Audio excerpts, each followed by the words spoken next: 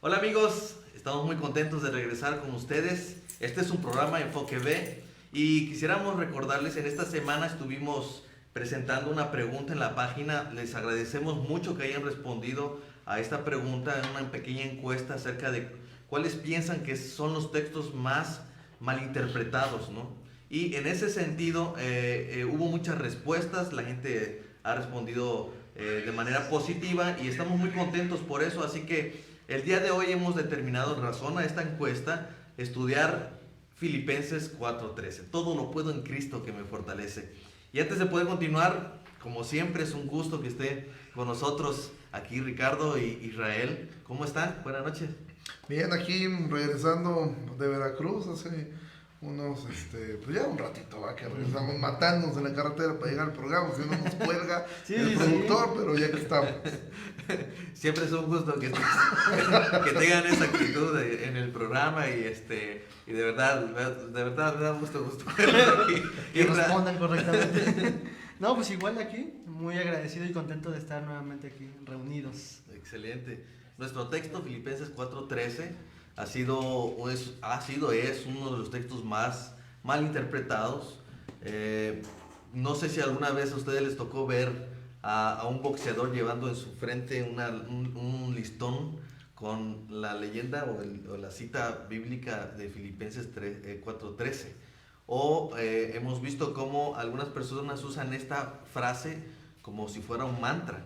Y parece ser que tiene que ver más con nosotros, con cumplir nuestros deseos, que con aplicar lo que la Biblia dice. Así que este es nuestro texto y la pregunta es, ¿cuál es el uso más común que se le ha dado a este texto en la gente, en la iglesia, allá afuera? ¿Cuál es ese uso más común que se le ha dado? Yo creo que el que tú mencionas, ¿no? O sea, prácticamente este es un mantra. Bueno, muchos lo ven así, ¿no? Es un mantra, algo que tú puedes repetir o es como que lo que dices antes de hacer cualquier cosa que se te ocurra y va a funcionar. Hay tenis, hay playeras, hay cualquier cantidad de souvenirs cristianos con Filipenses 4:13. Yo me atrevería a decir que quizás es uno de los textos más famosos y más mal usados de toda la vida, pero pues yo creo que el uso común es ese, ¿no? El de darle como este enfoque de, si tú lo repites antes de cualquier momento, es ya, o sea, es como el abracadabra, ¿no? De los Hay algún tipo de empoderamiento en este texto, ¿no? ¿Qué piensas tú, Israel? Claro, yo creo que es un texto, como decía Ricardo, pues, como decías también tú, creo que es uno de los más conocidos de la Biblia y también uno de los más mal interpretados. Precisamente por eso, porque a primera instancia como que pareciera darnos a entender a nosotros de que podemos hacer lo que nosotros nos dispongamos a hacer. Y eso es agradable a todo mundo. O sea, muchos tenemos cosas que se nos presentan como algo difíciles. Y ese texto nos recuerda, no, tú puedes hacerlo, tú adelante, continúa. Y al final no es... Sí merezco, ¿no? merezco abundancia. Hay un comercial de, no sé si se acuerdan, que decía, en la oficina o en la casa compra usted vitacilina. Y es parecido a esto, o sea, si en la oficina estás tú con problemas, repite, todo lo puedo en Cristo que fortalece. En la escuela, etcétera, pareciera como una receta. Ahora, es obvio que es un texto muy mal interpretado, todavía vamos a llegar al punto de poder entender qué es lo que significa, pero hay algo que debo preguntar, ¿cuál sería el problema de tener una interpretación así acerca de este versículo? ¿Cuál es el problema? Yo creo que el peligro, ¿no?, que conlleva, a mí me ha tocado leer o me tocó escuchar de personas que llevaron este texto a grados extremos. Por ahí no se recordarán a un hombre que se aventó en un zoológico con los leones diciendo que iba a demostrar que todo lo podía en Cristo. Pero pues a los leones no les avisaron, ¿verdad? Entonces los leones hicieron lo que un león haría en una situación como esas. Y bueno, también me ha tocado conocer casos más prácticos. Estamos aquí hablando de personas ya también con un daño muy probablemente en la mente. Pero gente que de repente se avienta a comprar casas o sobreendeudarse, pensando todo lo puedo en Cristo, ¿no? Y hacen lo cosas mismo, muy arriesgadas. Sí, lo mismo, o sea, ocurre que el banco pues no le interesa eso, ¿no? Y el banco te va a cobrar. Entonces, creo que ese es el riesgo, ¿no? Y sobre todo la decepción que viene después, Exacto. que no logra eso, yo creo que ha sido el causante de que muchas personas se terminan alejando de la iglesia de Dios y de todo simplemente porque sus expectativas no se cumplieron, porque nadie les explicó que el texto, Pablo no se estaba refiriendo a lo que ellos pensaban. De hecho, Pablo escribió esto desde una cárcel. Así es.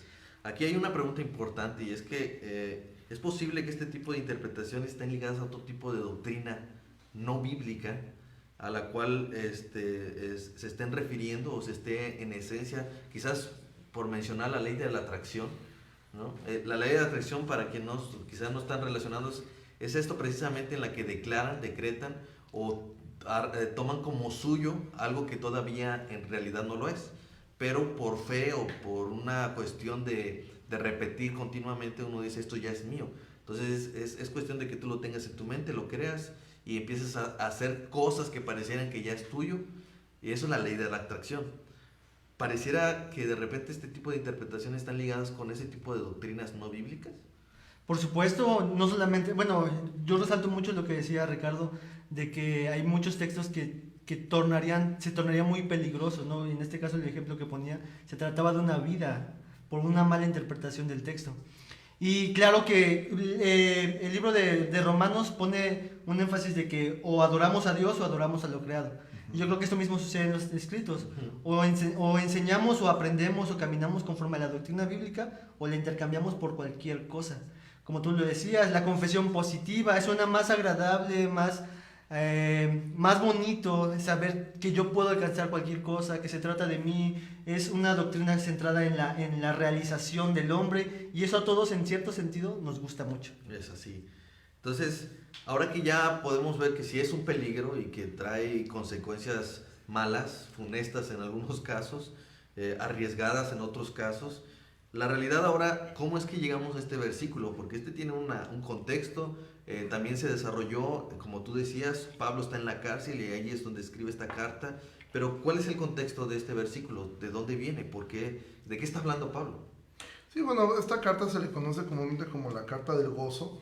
Pablo constantemente hace un llamado a esta iglesia que, por lo que vemos, realmente era una iglesia muy fiel. No hay un exhorto muy grande, o sea, un exhorto como en el caso de Corintios, no en Gálatas, ¿no? Donde les llama insensatos.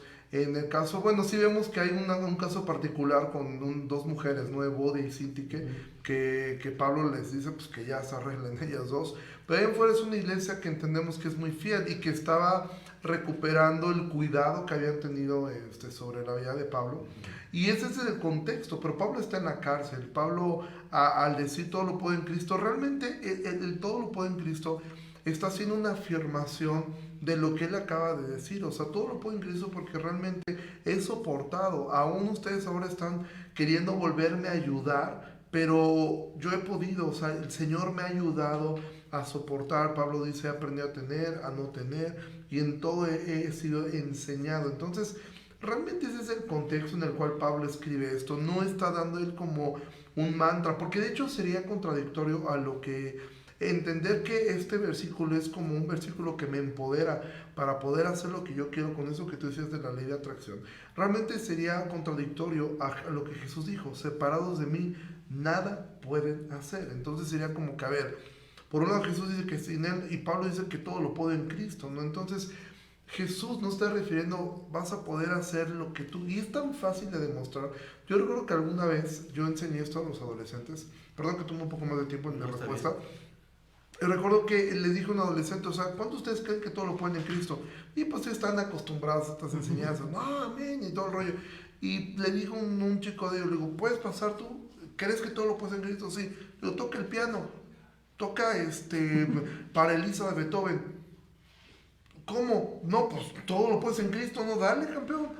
Pues nunca pudo, ¿no? No, o sea, pues vio el piano y le empezó como que a pegar y pues nunca tocó nada, ¿no? Porque no funciona así, o sea, no es un mantra que yo repito antes de hacer alguna acción y por arte de magia va a suceder lo que yo quiero, ¿no? Así es. De hecho, si leemos un poquito más hacia atrás, unos 2 versículos antes, vamos a ver que Pablo está diciendo lo siguiente: no lo digo porque tenga escasez, pues he aprendido a contentarme, cualquiera que sea mi situación. Sé vivir humildemente y sé tener en abundancia. En todo y por todo esto estoy enseñado, así para estar saciado como para tener hambre, así para tener abundancia como para tener necesidad. Todo lo puedo en Cristo que me fortalece. Ese es el contexto inmediato, ¿no? Ya Pablo nos está dando un poco más de luz. ¿Pudieran explicar un poco más a la gente respecto a qué estamos entendiendo ahora con Pablo a leer un poco más el texto y aún todavía lo que está alrededor de este versículo? Ok, algo para recordar a todos los que nos escuchan. Normalmente cuando leemos la Biblia, los que estudiamos la Biblia, que todos debemos estudiar la Biblia, debemos recordar ciertas reglas de la hermenéutica. Una de las reglas de la hermenéutica es de qué me está hablando en general la carta, cuál es su tema principal, porque en cierta forma todo lo que va a decir va a girar en torno a ese mismo tema. Y como decía Ricardo, el tema principal predominante, al menos 12 veces aparece la palabra gozo, y en muchas de ellas son como mandamientos: regocíjense, gócense, como una exhortación. Entonces, si Pablo, estando en la cárcel, estaba demandando y estaba mandando de parte del Señor que se deberían de gozar, en ningún momento cabría una interpretación de decir se trata de ti, de que tú puedas ser empoderado y de que tú puedas avanzar y seas predominante, sino se trata entonces cómo es que este texto puede armonizar con todo lo que Pablo está diciendo respecto al gozo, y es lo que acabas de leer, el contentamiento. Ahí está la clave del texto.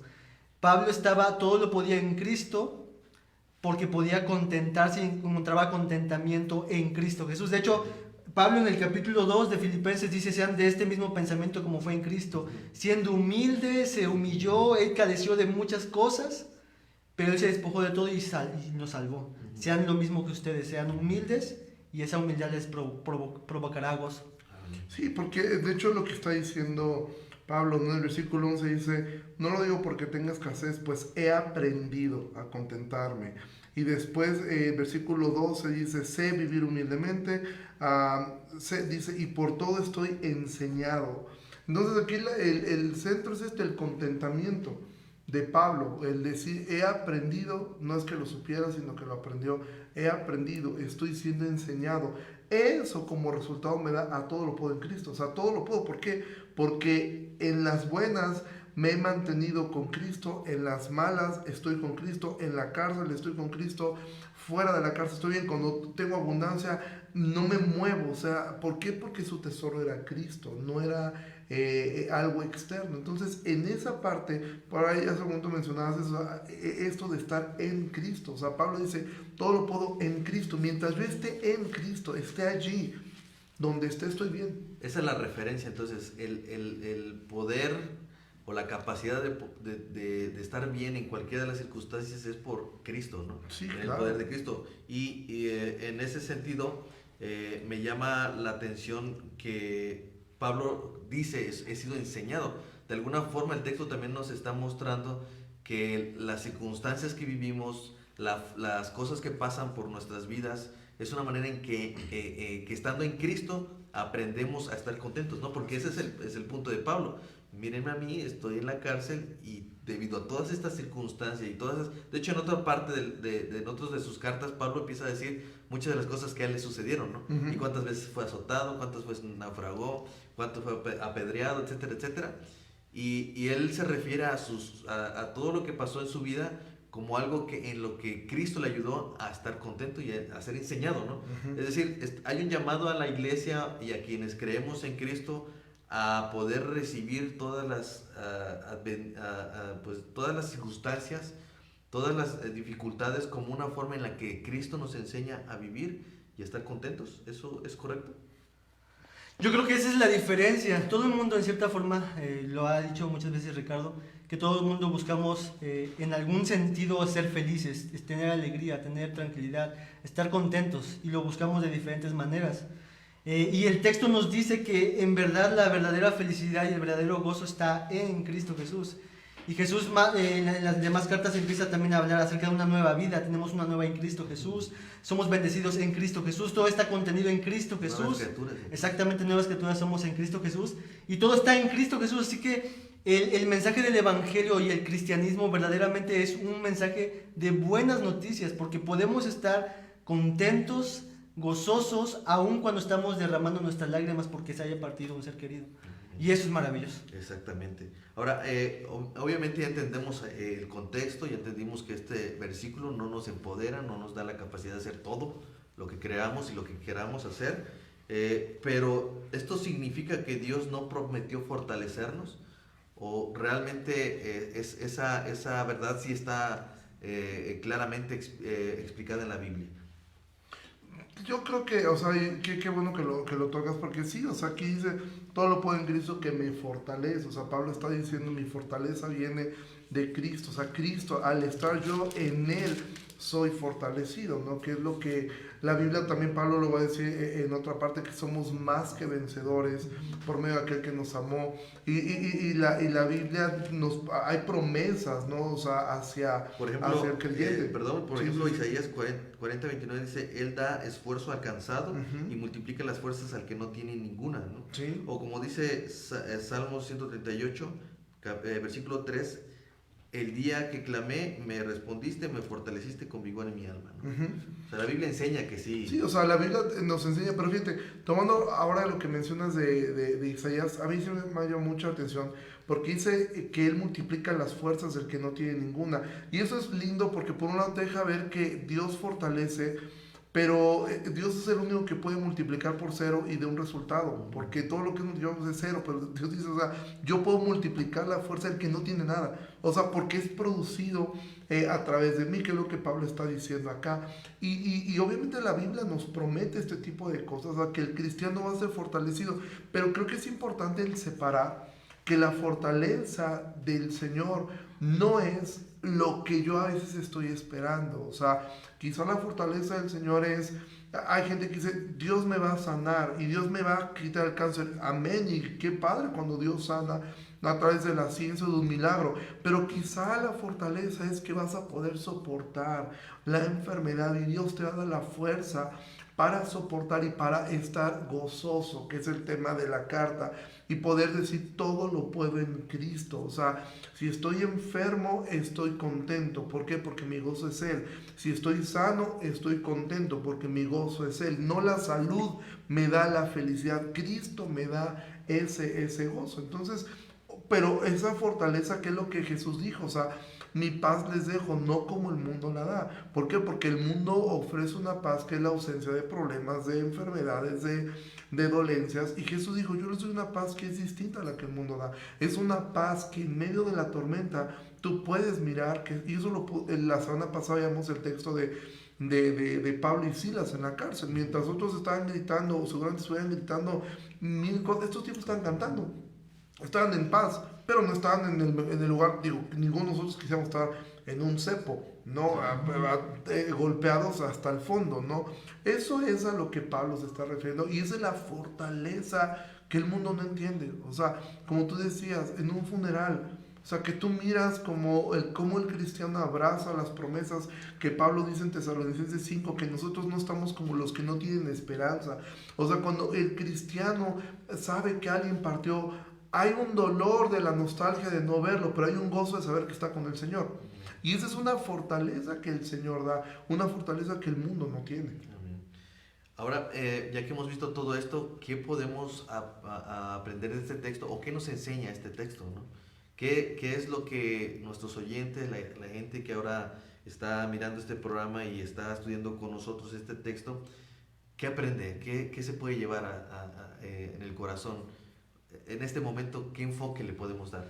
Yo lo que podría comentar es de que este texto realmente es tan glorioso y tan maravilloso precisamente porque dice en Cristo. Gracias a que Cristo vino hace más de 2000 años, Él compró todas las cosas a través de su sangre para que nosotros ahora pudiéramos gozar lo que antes no pudiéramos gozar.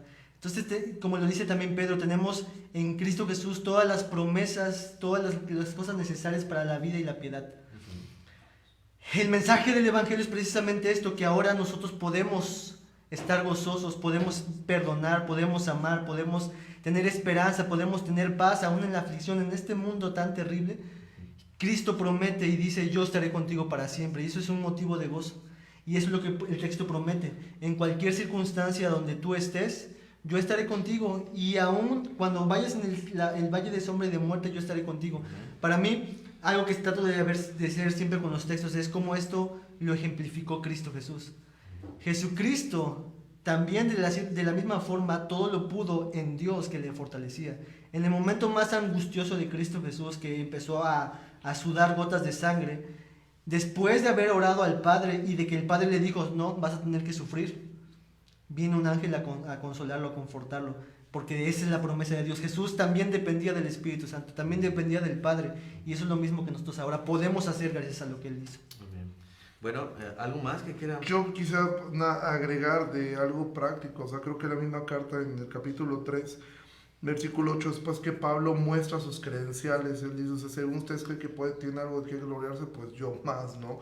Y Pablo comienza a decir sus credenciales. Yo recuerdo que hace algunos años el pastor Salvador Gómez Dixon predicó, porque fue realmente una predicación en una reunión, y recitó de memoria Filipenses, todo el libro, los 4 capítulos, de memoria, y simplemente le fue dando el énfasis, como, y de verdad escucharlo a alguien así, recitarlo de memoria, era como de alguna manera poder escuchar la carta como ellos la escucharon por primera vez. Y yo, cuando él llegó a esta parte, al capítulo 3, y comienza a hablar de las credenciales de Pablo, hubo un momento en que dije, bueno, yo creo que si hubiera sentado y hubiera dicho, qué tipo tan prepotente, o sea, porque te estoy diciendo por un lado que no mío, pero sí te deja bien en claro quién es y de dónde viene. Pero cuando Pablo dice, después de mostrar todo esto, dice, aún estimo todas las cosas como pérdida por la excelencia del conocimiento de Cristo Jesús mi Señor, por amor del cual lo he perdido todo y lo tengo por basura para ganar a Cristo. Y esto es increíble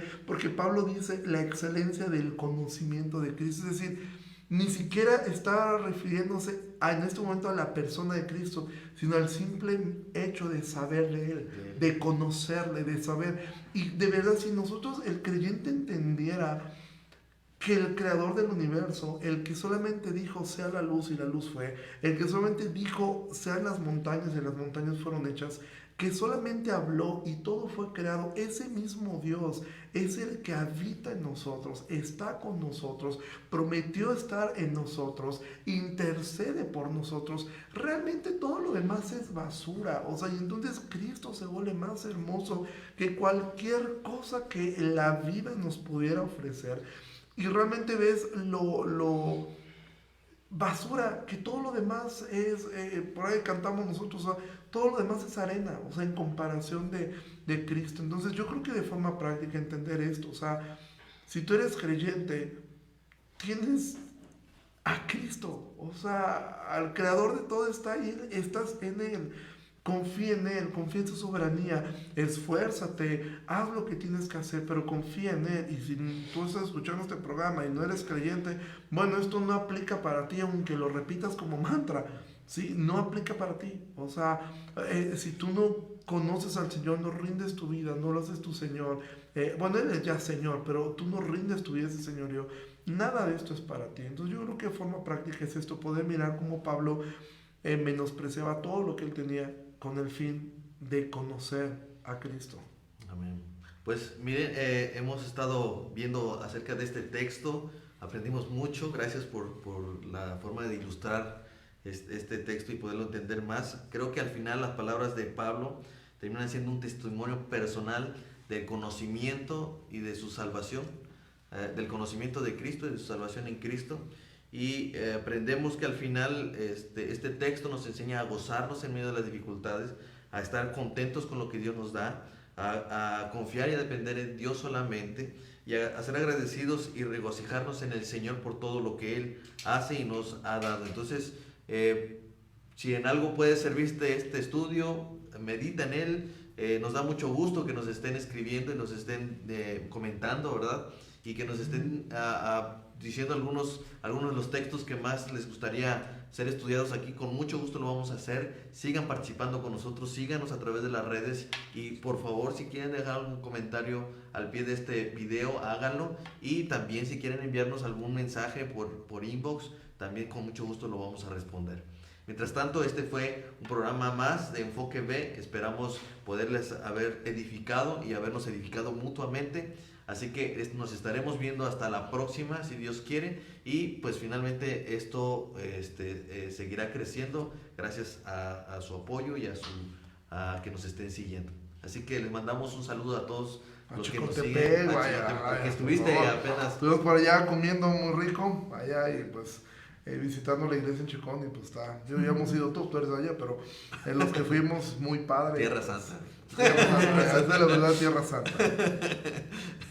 Pues Israel también ha sido allá. Sí, claro, muy rico se come. Muy rico. Excelente, excelente. Pues saludos a la iglesia de Chicontepec, les mandamos un abrazo muy afectuoso, son también seguidores del programa, así que Dios les bendiga y a todos nuestros seguidores también un abrazo fuerte. Esto fue Enfoque B.